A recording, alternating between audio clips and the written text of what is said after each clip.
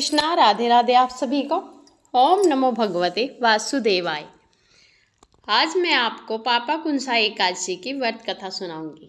पापा कुंसा एकादशी का महत्व। अर्जुन कहने लगे कि हे जगदीश्वर, मैंने आश्विन कृष्ण एकादशी अर्थात इंदिरा एकादशी का सविस्तार वर्णन सुना।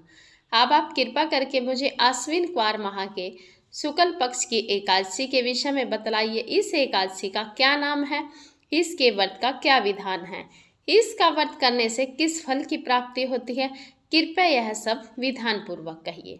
भगवान श्री कृष्ण ने कहा, हे कुंती नंदन, आश्विन माह के शुक्ल पक्ष की एकादशी का नाम पापा कुशा है एकादशी है। इसका व्रत करने से सभी पाप नष्ट हो जाते हैं तथा व्रत करने वाला अक्षय पूर्णा का भागी होता है।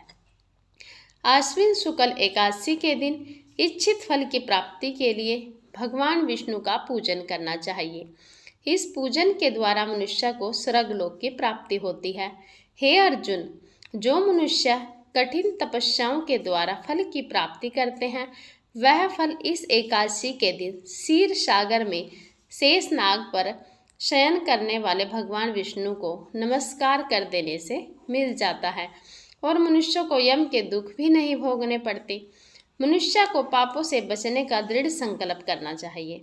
भगवान विष्णु का ध्यान स्मरण किसी भी रूप में सुखदायक और पापनाशक है, परंतु पापा कुशा एकादशी के दिन प्रभु का स्मरण कीर्तन सभी क्लेशों व पापों का शमन कर देता है।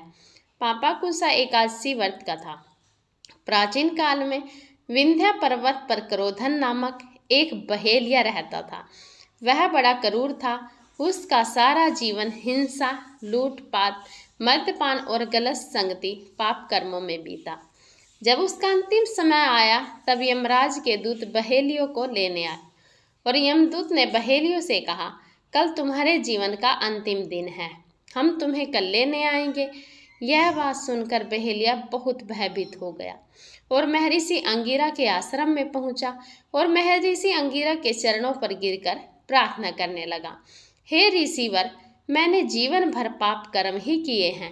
कृपया कर मुझे कोई ऐसा उपाय बताएं जिससे मेरे सारे पाप मिट जाएं और मोक्ष की प्राप्ति हो जाए। उसके निवेदन पर महर्षि अंगिरा ने उसे आश्विन शुक्ल की पापा कुशा एकादशी का विधि पूर्वक व्रत करने को कहा। महर्षि अंगिरा के कहे अनुसार उस पहेलिया ने यह व्रत किया और किए गए सारे पापों से छुटकारा पा लिया और इस व्रत पूजन के बल से भगवान की कृपा से वह विष्णु लोक को गया। जब यमराज के यमदूत ने इस चमत्कार को देखा तो वह बहेलिया को बिना लिए ही यमलोक वापस लौट आया। हरे कृष्णा, राधे राधे आप सभी को।